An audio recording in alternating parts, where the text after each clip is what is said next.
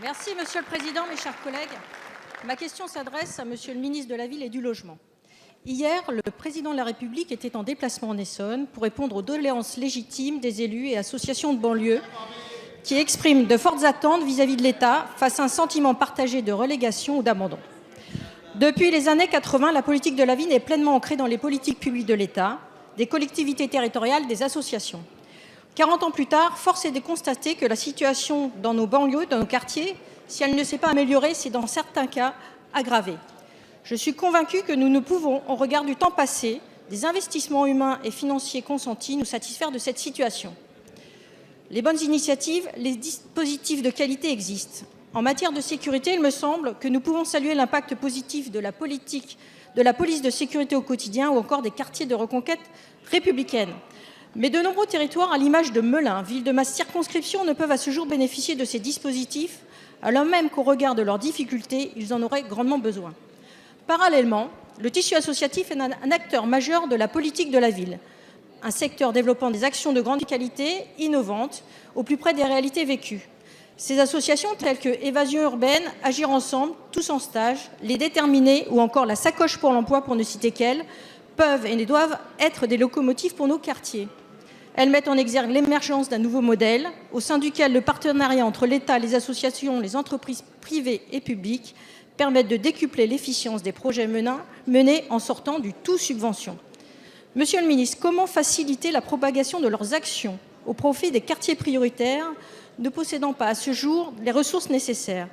Comment développer sur l'ensemble de ces quartiers qui en ont besoin les bonnes pratiques en matière de sécurité, de formation, de citoyenneté ou encore d'insertion vers l'emploi pour que celles et ceux qui ne sont pas nés sous la même étoile puissent jouer avec les mêmes cartes? Je vous remercie. Merci, chers collègues. La parole est à Monsieur Julien Denormandie, ministre chargé de la Ville et du Logement.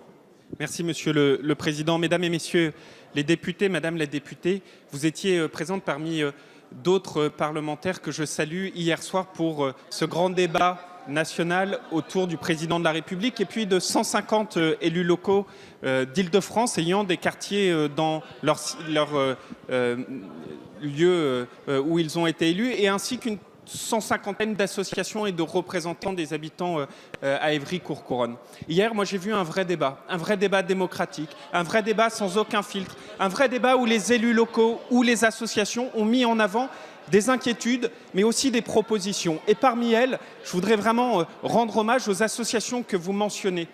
Beaucoup d'associations hier ont dit toujours la même chose, qu'elles étaient empêchées de pouvoir, depuis des années, Monsieur le Président Jacob, elles disaient que depuis des années, elles étaient empêchées de faire leur travail parce que peut-être, pendant trop longtemps, on a considéré que les associations de petite taille n'étaient pas suffisamment des acteurs de terrain pour lesquels l'État devait les soutenir.